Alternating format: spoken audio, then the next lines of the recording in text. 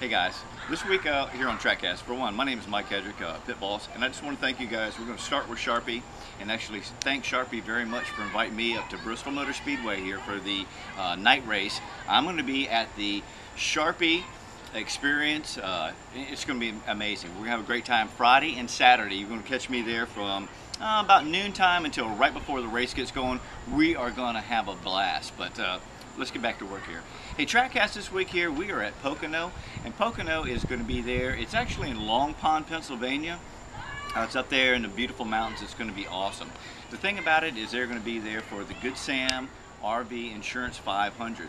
Pocono was built in 1968, but most people don't know that it actually was only a three-quarter mile track. In 1974, they had reconfigured it to what we see now at the 2.5, and go figure, Richard Petty won that race. Go figure, the king, he's always going to be there. Let me get into why it's called the Tricky Triangle, or I actually call it the Tricky Tri-Oval. It's 2.5 miles, but the banking on the turns are all different. The Turn 1 is going to be 14 degrees, Turn 2 is going to be 8 degrees, and Turn 3 is going to be 6 degrees. So how do you set up your car? Are you set it up for the first two turns and then you're going to be loose or tight or whatever in the last one? It's very tricky. And also, the lengths of the straightaways are all different. The front straightaway is like 3,700 feet. The back stretch is 3,000 feet, and about 1,780 feet is what they call that short stretch, or the side stretch, or whatever they call that. You're going to be hanging out there with about 77,000 of your most fun race fans that you could ever want to be around. The pit road speed is going to be 55 miles an hour. The pace car is going to be zooming around at about 65 miles an hour. The cool things that I found when I went to PoconoRaceway.com, and that's how you want to check these guys out, is they got pretty affordable tickets. From $45 up to $85 is what you can get like grandstand seating for.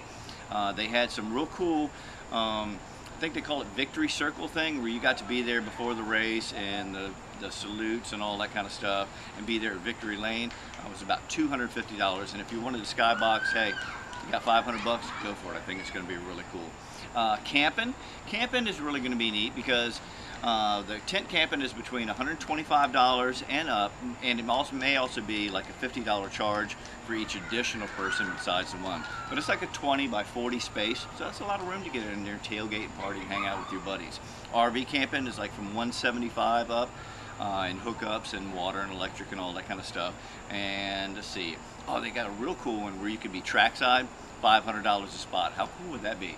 You're right there, sitting there at Pocono, you got your RV, you climbed right on top of it, and the race is going like right there at your feet. That would be really cool.